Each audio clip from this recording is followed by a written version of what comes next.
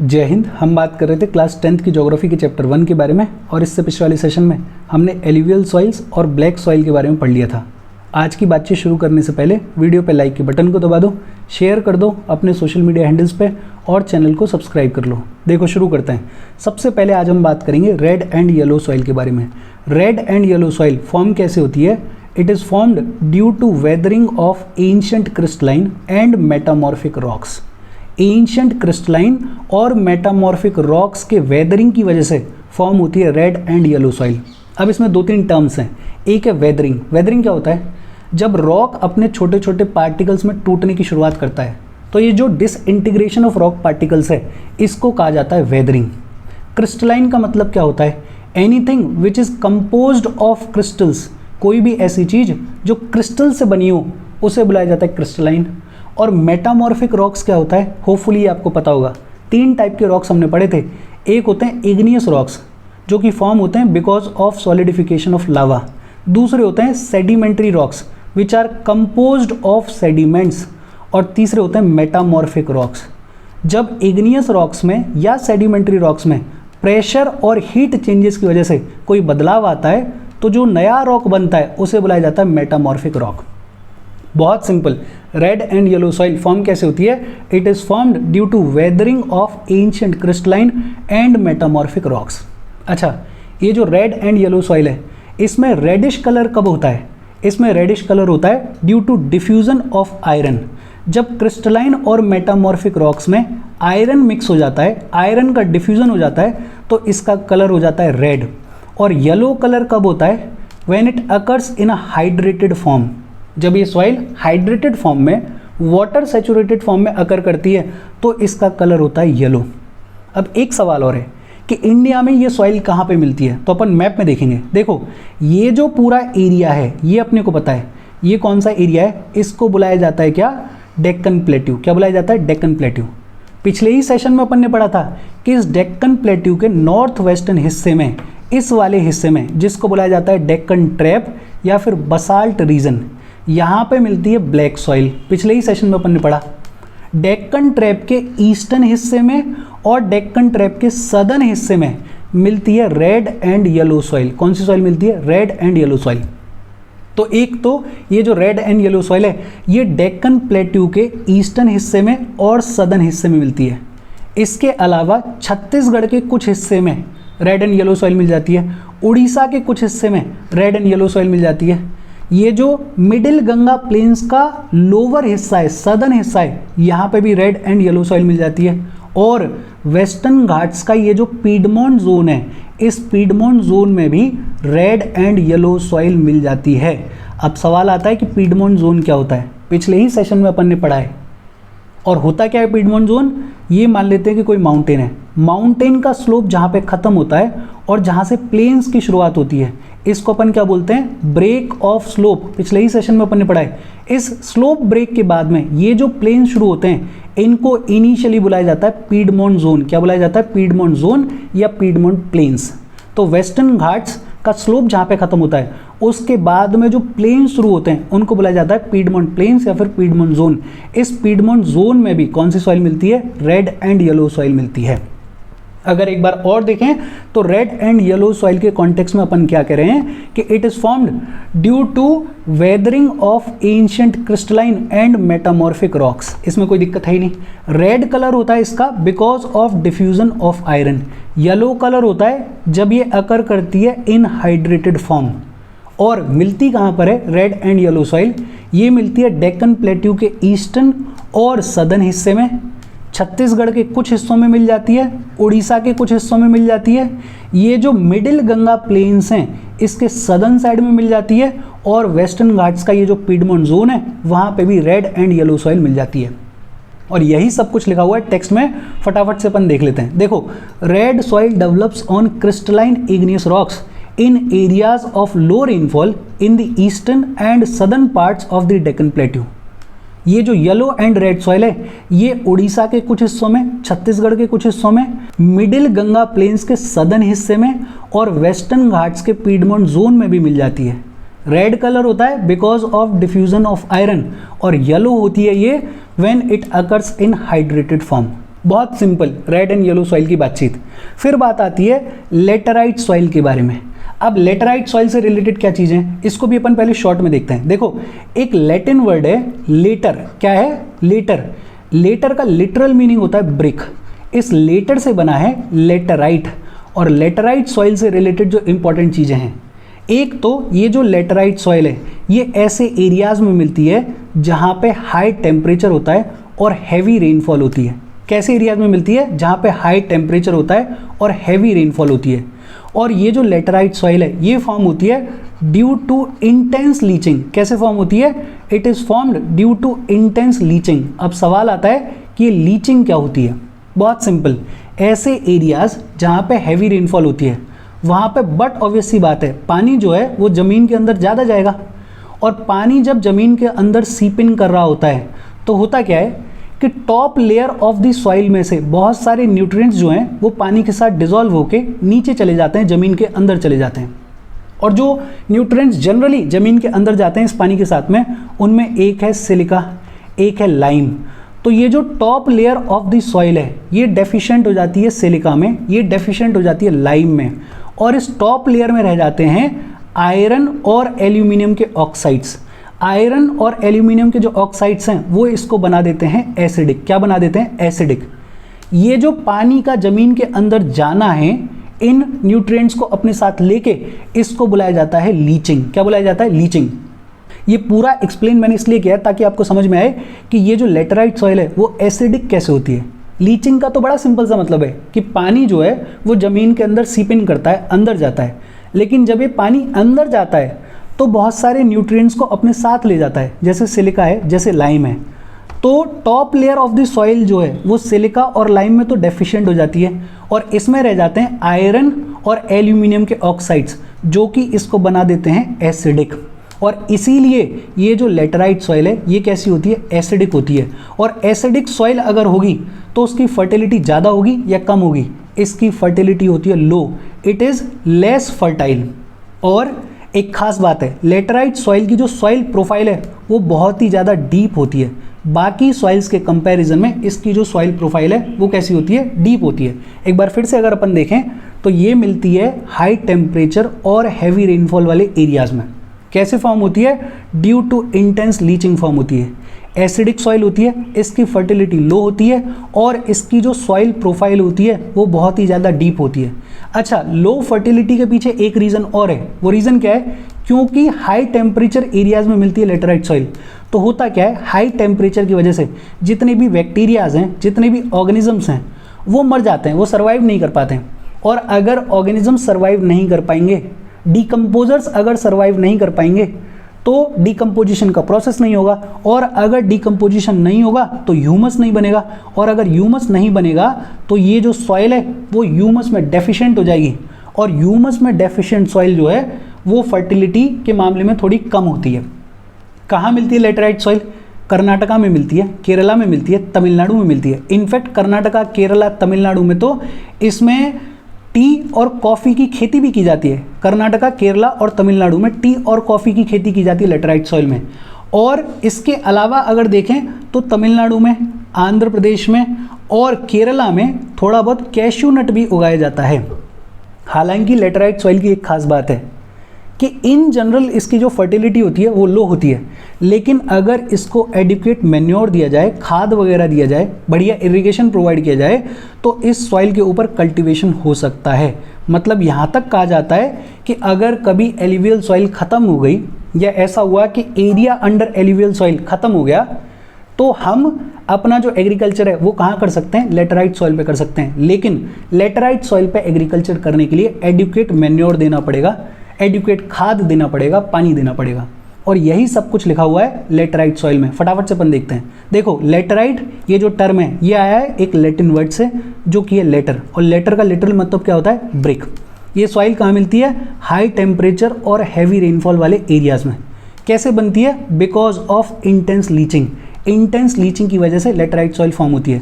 इस सॉइल में humus content जो होता है वो बेहद कम होता है। और क्यों कम होता है? बिकॉज जितने भी माइक्रो ऑर्गेनिजम्स हैं, जैसे बैक्टीरियाज हैं, जैसे डिकम्पोजर्स हैं, वो हाई टेम्परेचर की वजह से इस सॉइल में सर्वाइव ही नहीं कर पाते हैं।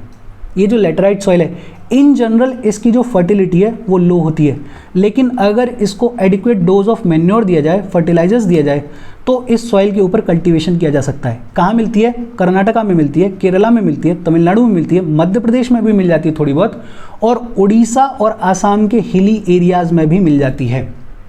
इनफैक्ट कर्नाटका में, केरला में, तमिलनाडु में इस सॉइल के ऊपर टी और कॉफ़ी का कल्टीवेशन किया जाता है, और तमिलनाडु में, आंध्र प्रदेश में और केरला में इस सॉइल के ऊपर कैश्यू नट्स का कल्टीवेशन किया जाता है। बहुत सिंपल सी चीज़ें हैं। लेटराइट सॉइल कहाँ मिल रही है? कर्नाटका, केरला, तमिलनाडु, मध्य प्रदेश में थोड़ा बहुत, उड़ीसा और आसाम के हिली एरियाज़ में। इधर अगर अपन देखें तो देखो ये है लेटराइट सॉइल, कुछ कुछ ऑरेंजिश जो है। अब ये कहाँ मिल रही है? इसको थोड़ा सा अपन साफ करें तो दिखेंगी चीज़ें। देखो लेटराइट सॉइल कहाँ मिल रही है? नीचे देखो, इधर मिल जाएगी कर्नाटका, केरला, तमिलनाडु वाले रीजन में। ये जो एरिया है यहाँ पे थोड़ा बहुत लेटराइट सॉइल मिल रही है। इधर अगर देखोगे तो थोड़ा बहुत यहाँ पे मिल जाएगी लेटराइट सॉइल। तो ये बहुत कम फ्रेगमेंटेड एरियाज़ में यहाँ पे थोड़ा बहुत लेटराइट सॉइल है, फ्रेगमेंटेड एरियाज़ में ये थोड़ा बहुत लेटराइट सॉइल देखने को मिलती है। बहुत सिंपल सी बातचीत लेटराइट सॉइल को लेके क्या है कि एक लैटिन वर्ड है लेटर, जिसका लिटरल मीनिंग होता है ब्रिक। उस लेटर से बना लेटराइट। कहाँ मिलती है? ये मिलती है in the areas of high temperature and heavy rainfall, और फॉर्म होती है because of intense leaching. Acidic होती है ये, इसकी फर्टिलिटी इन जनरल लो होती है, इसकी जो सॉइल प्रोफाइल है वो बहुत ज़्यादा डीप होती है। लेकिन हाँ, अगर इस सॉइल को एडिक्वेट मैन्योर दे दिया जाए, फर्टिलाइजर्स दे दिए जाएँ, तो इसके ऊपर कल्टीवेशन किया जा सकता है। कहाँ मिलती है? कर्नाटका, केरला, तमिलनाडु, थोड़ा बहुत मध्य प्रदेश, फिर थोड़ा बहुत उड़ीसा और आसाम के हिली एरियाज़ में भी मिल जाती है लेटराइट सॉइल। फिर बात आती है एरिड सॉइल के बारे में, और एरिड सॉइल से रिलेटेड बेसिक चीज़ें हैं। एक तो एरिड सॉइल जो है वो रेड से ब्राउन कलर में मिल जाती है। रेड से लेके ब्राउन कलर में, किसी भी कलर में एरिड सॉइल जो है वो मिल जाती है। इसका जो टेक्सचर होता है वो सैंडी होता है, इसमें कोई रॉकेट साइंस नहीं है। अगर आप एरिड सॉइल को हाथ में उठा के देखोगे तो उसका जो टेक्सचर है वो थोड़ा सा सैंडी होगा, बट ऑब्वियस सी बात है ना, सैंडी सॉइल होती है वहाँ पे। और इसका जो नेचर है वो सलाइन है। सलाइन इतना ज़्यादा होती है एरिड सॉइल कि इसमें से कॉमन सॉल्ट को भी ऑब्टेन किया जाता है। In some areas the salt content is very high and common salt is obtained from these arid soils. अच्छा, एरिड सॉइल कहाँ मिलेगी? एरिड सॉइल मिलती है एरिड और सेमी एरिड एरियाज़ में। कहाँ मिलती है? एरिड और सेमी एरिड एरियाज़ में। और एरिड और सेमी एरिड एरियाज़ की खासियत क्या होती है? एरिड और सेमी एरिड एरियाज़ में रेनफॉल होती है लेस देन 50 सेंटीमीटर। रेनफॉल कितनी होती है? Less than 50 centimetre. Temperature high होगा या लो होगा, बट ऑब्वियस सी बात है टेम्परेचर कैसा होता है? बहुत ज़्यादा होता है। क्लाइमेट ड्राई होगा या वेट होगा? क्लाइमेट होता है ड्राई है। और यहाँ पे इवेपोरेशन जो है वो प्रेसिपिटेशन के कंपैरिजन में बहुत ज़्यादा होता है। पानी, बारिश बहुत कम पड़ती है, लेकिन अगर थोड़ा बहुत भी पानी कहीं से आ जाएगा तो वो हाई टेम्परेचर की वजह से बहुत जल्दी इवेपोरेट हो जाएगा। बेसिक सिंपल लैंग्वेज में अगर बोला जाए तो ये जो एरिड सॉइल है ये मिलती है arid and semi arid areas में। दूसरा, इसका टेक्सचर होता है सैंडी, इसका नेचर होता है सलाइन। इनफैक्ट इसमें जो मॉइस्चर कंटेंट होगा वो कम होगा या ज़्यादा होगा? मॉइस्चर तो बिल्कुल ना के बराबर होता है। और इसमें ह्यूमस कंटेंट कम होगा या ज़्यादा होगा? ना के बराबर होगा ह्यूमस भी। क्यों? क्योंकि जीव जंतु, जानवर, पेड़ पौधे कुछ होते ही नहीं है एरिड सॉइल के ऊपर, तो ह्यूमस कहाँ से आएगा? तो ह्यूमस कंटेंट में भी कम होती है एरिड सॉइल, और मॉइस्चर के मामले में भी कम होती है। दोनों ही ना के बराबर होते हैं एरिड सॉइल में। इस एरिड सॉइल में बहुत सारे कंकड़ देखने को मिलते हैं। ये जो कंकड़ हैं ये मिलते हैं एरिड सॉइल के लोअर हॉराइजन्स में। जैसे जैसे हम एरिड सॉइल में नीचे जाएंगे, अंदर जाएंगे उसके प्रोफाइल में, तो कैल्शियम कंटेंट इंक्रीज होता जाता है। और इस कैल्शियम कंटेंट के इंक्रीज होने की वजह से कंकड़ नोड्यूल्स फॉर्म हो जाते हैं। और क्योंकि कंकड़ की लेयर जो है वो एरिड सॉइल्स के अंदर फॉर्म हो जाती है, तो इसके बॉटम हॉराइजन्स में इनफिल्ट्रेशन ऑफ वाटर नहीं हो पाता। पानी जो है वो अंदर सीप इन नहीं हो पाता, बिकॉज कंकड़ की जो लेयर है वो कंकड़ की लेयर पानी को अंदर जाने नहीं देती। और इंडिया में कहाँ मिलती है ये? वेस्टर्न राजस्थान में मिलती है। बहुत सिंपल। अभी तक अपन ने जो भी बातचीत करी अगर उसको ब्रीफ में देखें तो रेड एंड येलो सॉइल कैसे फॉर्म होती है? Due to weathering of ancient crystalline and metamorphic rocks. Red कब होती है? Because of diffusion of iron. Yellow क्यों होती है? When it occurs in hydrated form. और इंडिया में कहाँ मिलती है? ये मिलती है डेक्कन प्लेट्यू के सदर्न और ईस्टर्न हिस्से में, उड़ीसा के कुछ हिस्सों में, छत्तीसगढ़ के कुछ हिस्सों में, मिडिल गंगा प्लेन्स के सदर्न पार्ट में और वेस्टर्न घाट्स के पीडमोंट जोन में। फिर हमने बात की थी लेटराइट सॉइल के बारे में। एक लैटिन वर्ड है लेटर, जिसका लिटरल मीनिंग होता है ब्रिक, वहाँ से बना लेटराइट टर्म। और ये जो लेटराइट सॉइल है ये कहाँ डेवलप होती है? ये डेवलप होती है हाई टेम्परेचर और हैवी रेनफॉल वाले एरियाज़ में। और कैसे बनती है? It is formed because of intense leaching. Humus content इसमें कम होता है, ये बहुत ही ज़्यादा एसिडिक सॉइल होती है, इसकी जो फर्टिलिटी है वो इन जनरल लो होती है। हालांकि इसको एडिक्वेट मैन्योर दिया जाए, एडिक्वेट इसको फर्टिलाइजर्स दिए जाएं तो इसके ऊपर कल्टीवेशन किया जा सकता है, कोई दिक्कत वाली बात नहीं है। कर्नाटका, केरला और तमिलनाडु में इस लेटराइट सॉइल के ऊपर टी और कॉफ़ी को उगाया जाता है। तमिलनाडु, आंध्र प्रदेश और केरला में इस लेटराइट सॉइल के ऊपर कैश्यू नट उगाया जाता है। फिर हमने बात की एरिड सॉइल के बारे में। और एरिड सॉइल का बेसिक क्या है कि एक तो ये रेड से ब्राउन कलर तक में मिल जाती है, कोई दिक्कत वाली बात नहीं है। ये मिलती है एरिड और सेमी एरिड रीजन्स में।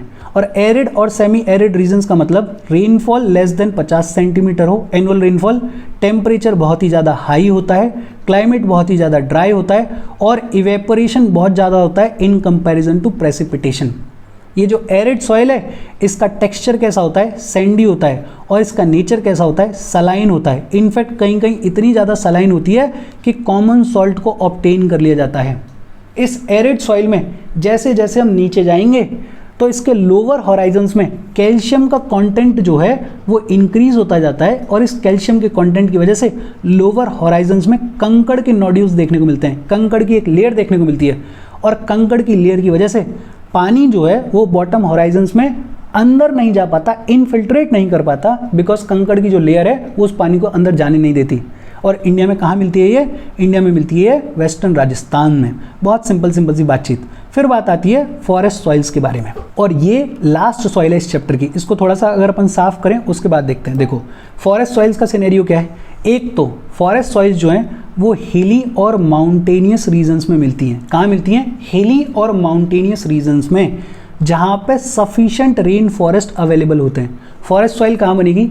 हिली और माउंटेन एरियाज़ में, और वो भी उन एरियाज़ में जहाँ पे सफिशेंट रेन फॉरेस्ट अवेलेबल हो। ये ध्यान रखना कि हम ग्राउंड लेवल की बात नहीं कर रहे हैं, हम कर रहे हैं लगभग मोर देन 2100 मीटर की हाइट पे जो हिल्स हैं, जो माउंटेन्स हैं, वहाँ जो सॉइल मिलती है उसको बुलाया जाता है फॉरेस्ट सॉइल। ये जो फॉरेस्ट सॉइल है इसका टेक्सचर जो है वो बहुत ग्रेटली वेरी करता है, टेक्सचर बहुत ही ज़्यादा वेरी करता है। और वेरी क्यों करता है? बिकॉज माउंटेन है, वहाँ पे बहुत सारे फैक्टर्स हैं भाई। प्रेसिपिटेशन कितनी हो रही है, सनलाइट कितनी मिल रही है, पेड़ कैसे लगे हुए हैं, स्नोफॉल वगैरह तो नहीं हो रही है, तो इसका जो टेक्सचर है वो विद हाइट बहुत ज़्यादा वेरी करता है। इन जनरल पैटर्न ये है कि ये जो फॉरेस्ट सॉइल है ये वैली साइड्स में लोमी और सिल्टी होती है और अपर स्लोप्स में ये कोरस ग्रेन्ड होती है। अब इसको समझने की ज़रूरत है। देखो ये होती है कोई वैली, ये वैली है, ये क्या कहा जा रहा है? कहा जा रहा है कि वैली के साइड्स में, मतलब यहाँ नीचे ये जो सॉइल है ये होती है लोमी और सिल्टी, और अपर स्लोप्स में मतलब ऊपर वाली साइड में ये जो सॉइल है इसके दाने होते हैं कोर्स ग्रेन्ड। कैसे होते हैं? कोर्स ग्रेन्ड, मोटे दाने होते हैं। अब बहुत सिंपल है इसको समझना, अपर स्लोप्स में दाना मोटा क्यों होता है? बिकॉज स्लोप बहुत ज़्यादा है, रॉक के पार्टिकल्स टूटते ही ग्रेविटी की वजह से ये नीचे की तरफ आने की शुरुआत करेंगे। मतलब अपर स्लोप्स में ये जो रॉक के पार्टिकल्स टूट रहे हैं उनको पूरा टाइम मिल ही नहीं पा रहा है कि वो और टूटें और सॉइल बने। तो ऊपर जब भी मिलेगी ये सॉइल, ये मिलेगी कोर्स ग्रेन्ड मतलब मोटे दाने में। लेकिन नीचे जैसे जैसे ये दाने आते जाएंगे, यहाँ पे जैसे जैसे इकट्ठे हो जाएंगे तो इनको इनफ टाइम मिलेगा, और इनफ टाइम मिलेगा तो धीरे धीरे यही जो रॉक के पार्टिकल्स हैं ये एकदम फाइन फॉरेस्ट सॉइल में कन्वर्ट हो जाएंगे। तो वैली साइड्स में ये बिल्कुल नीचे ये जो सॉइल है ये लोमी होती है, ये सिल्टी होती है, और अपर स्लोप्स में ऊपर वाली साइड में ये जो सॉइल है इसके दाने कोर्स ग्रेन्ड होते हैं। फिर एक चीज़ और है कि हिमालयाज़ के स्नो कवर्ड एरियाज़ में ये जो फॉरेस्ट सॉइल है ये एक्सपीरियंस करती है डेन्यूडेशन। अब सवाल आता है कि डेन्यूडेशन का मतलब क्या होता है? वैसे तो इस लेवल पे आमतौर पे डेन्यूडेशन और इरोजन इन दोनों टर्म्स को इंटरचेंजेबली यूज़ किया जाता है। कभी डेन्यूडेशन की जगह पे इरोजन लिख दिया जाएगा, कभी इरोजन की जगह पे डेन्यूडेशन लिख दिया जाएगा। हालांकि दोनों टर्म्स में थोड़ा माइन्यूट डिफरेंस है। डिफरेंस क्या है? इरोजन का मतलब होता है कि जब रॉक के पार्टिकल्स टूट जाते हैं तो टूटने के बाद उनको एक जगह से दूसरी जगह पे जब ट्रांसपोर्ट किया जाता है, ये ट्रांसपोर्टेशन भले ही विंड करे, भले ही वाटर करे, कोई भी एजेंट करे, ये जो रॉक के पार्टिकल्स का या सॉइल के पार्टिकल्स का एक जगह से दूसरी जगह पे ट्रांसपोर्टेशन है, इसको बुलाया जाता है इरोजन। डेन्यूडेशन कॉम्प्रिहेंसिव टर्म है। रॉक के पार्टिकल्स का टूटना, फिर उनका एक जगह से दूसरी जगह पे ट्रांसपोर्टेशन, सॉइल का एक जगह से दूसरी जगह पे ट्रांसपोर्टेशन, और फिर दूसरी जगह पे जाके उसका डिपोजिशन, ये जो पूरा प्रोसेस हुआ, इसके लिए कॉम्प्रिहेंसिव टर्म कौन सा है? डेन्यूडेशन है। बट इन जनरल डेन्यूडेशन और इरोजन इन दोनों को इंटरचेंजेबली यूज़ किया जाता है ज्योग्राफी में। तो यहाँ पे ये जो डेन्यूडेशन का मतलब है, ये इरोजन वाले सेंस में है। तो snow covered areas of the Himalayas में फॉरेस्ट सॉइल को खूब सारा डेन्यूडेशन एक्सपीरियंस करने को मिलता है। और स्नो कवर्ड एरियाज़ में ये जो सॉइल है वो एसिडिक होती है। एसिडिक क्यों होती है? बिकॉज स्नो कवर्ड एरियाज़ में प्लांट ग्रोथ बहुत ज़्यादा होती नहीं है, वेजिटेशन बहुत ज़्यादा होती नहीं है। प्लांट्स नहीं होंगे, वेजिटेशन नहीं होगी, तो पत्तियाँ नहीं गिरेंगी। पत्तियाँ नहीं गिरेंगी तो ह्यूमस कहाँ से आएगा? और ह्यूमस कंटेंट कम होता है, उसकी वजह से ये धीरे धीरे क्या हो जाती है? एसिडिक हो जाती है। हालांकि माउंटेन से जैसे ही नीचे आएंगे, lower parts of the valleys में आएंगे, तो ये जो सॉइल है वो कुछ हद तक फर्टाइल भी हो जाती है, खासकर रिवर टेरेसेस पे, खासकर एलिवियल फेंस पे। अब सवाल आता है कि ये एलिवियल फेंस क्या होते हैं, रिवर टेरेसेस क्या होती हैं? देखो, ये जो डायग्राम है ये है एलिवियल फेंस का। एलिवियल फेन का मतलब क्या है कि जैसे ही रिवर जो है वो माउंटेन से नीचे आती है और रिलेटिवली प्लेन एरिया में एंटर करती है, तो बहुत सारा डिपोजिशन करने की शुरुआत करती है। अपन ने कई बार पढ़ा हुआ है इसके बारे में। ये जो डिपोजिशन रिवर करती है, ये क्यों करती है? बिकॉज रिवर को अपनी वेलोसिटी मेंटेन करनी है। तो ये जो डिपोजिशन है इनिशियली मोटे मोटे पत्थरों का किया जाता है। ये जो डिपोजिशन है, इस डिपोजिशन की वजह से एक ऐसी ट्राइंगुलर शेप फॉर्म होती है। ये जो ट्राइंगुलर शेप बिल्कुल प्लेन्स के शुरुआत में फॉर्म होती है, इसको बुलाया जाता है एल्यूवियल फैन। ये ध्यान रखना, अपन ने डेल्टा पढ़ा है। डेल्टा का मतलब क्या होता है? जब रिवर बिल्कुल अपने एंड पॉइंट पे होती है, मतलब जब ओशन से मिलने वाली होती है, तो वहाँ पे डिपोजिशन करती है और एक ट्राइंगुलर शेप फॉर्म होती है, उसको बोलते हैं अपन डेल्टा। लेकिन रिवर जैसे ही माउंटेन से नीचे उतर के रिलेटिवली प्लेन एरिया में एंटर करती है, तो यहाँ पे डिपोजिशन की वजह से जो ट्राइंगुलर शेप फॉर्म होती है, उसको बुलाया जाता है एल्यूवियल फैन। तो एल्यूवियल फैंस वाले एरिया में अगर फॉरेस्ट सॉइल मिल रही है, तो ये जो फॉरेस्ट सॉइल है ये बेहद फर्टाइल होती है। और दूसरा, रिवर टेरेसेस वाले एरिया में देखो, रिवर टेरेसेस का मतलब क्या होता है? मान लेते हैं कि पहले ये जो एरिया है इसका सरफेस यहाँ पे था और ऊपर से नदी ने बहने की शुरुआत करी। अब अपने को ये पता है कि पानी over the period of time ज़मीन को काटने की शुरुआत करता है। मतलब ये जो पानी बह रहा है तेज फ्लो से, वो धीरे धीरे इस ज़मीन को काटेगा। मान लेते हैं कि ज़मीन को यहाँ तक काट लिया, अब जो सरफेस है वो यहाँ तक आ गया है, अब पानी यहाँ से फ्लो कर रहा है। धीरे धीरे काटते काटते ये जो रिवर का वाटर है इसने यहाँ तक इस ज़मीन को काट दिया है और पानी अब पूरा यहाँ तक बह रहा है। लेकिन इस काटने में एक कुछ ऐसी शेप बन जाती है, कुछ टेरेसेस जैसी शेप बन जाती है। मतलब ये जो टेरेसेस जैसी शेप है, इसका सीधा सा मतलब क्या है कि पहले पानी यहाँ से फ्लो कर रहा था, फिर पानी ने मिट्टी को काटा और पानी यहाँ से फ्लो करने लग गया, फिर और मिट्टी को काटा, फिर पानी यहाँ से फ्लो करने लग गया, फिर और मिट्टी को काटा, फिर पानी यहाँ से फ्लो करने लग गया। अब पानी जो है वो इवेंचुअली यहाँ से फ्लो कर रहा है। लेकिन ये जो शेप बनी टेरेसेस जैसी, इसको बुलाया जाता है रिवर टेरेसेस। अच्छा, इसमें दो कैटेगरीज होती हैं। एक होती है पेयर्ड टेरेसेस, दोनों तरफ जब कटिंग सेम हो, ये जो टेरेसेस हैं वो एकदम सेम बने, तो उसको बुलाया जाता है पेयर्ड टेरेसेस। लेकिन जब ये जो कटिंग है वो सेम ना हो, वो उल्टी सीधी हो, जैसे इस डायग्राम में दिख रहा है टेढ़ी मेढ़ी सी कटिंग है, इनको बुला देते हैं अपन अनपेयर्ड टेरेसेस। रिवर टेरेसेस में और एल्यूवियल फेंस में अगर ये फॉरेस्ट सॉइल मिलती है तो ये फॉरेस्ट सॉइल बेहद फर्टाइल होती है। फॉरेस्ट सॉइल को लेके एक बार फिर से अपन क्या बात कर रहे थे कि फॉरेस्ट सॉइल जो है इसको माउंटेन सॉइल भी बुलाया जाता है। क्या बुलाया जाता है? Mountain soil. ये फॉरेस्ट सॉइल हिली और माउंटेन एरियाज में मिलती है, यूजुअली 2100 मीटर की हाइट से ऊपर वाले हिल्स में, माउंटेन्स में मिलती है। इसका जो टेक्सचर है वो वेरी करता है अकॉर्डिंग टू माउंटेन एनवायरनमेंट। लेकिन यूजुअल पैटर्न ये है कि वैली साइड्स में ये जो फॉरेस्ट सॉइल है ये लोमी होती है, ये सिल्टी होती है, और अपर स्लोप्स में ये जो फॉरेस्ट सॉइल है ये कोर्स ग्रेन्ड होती है।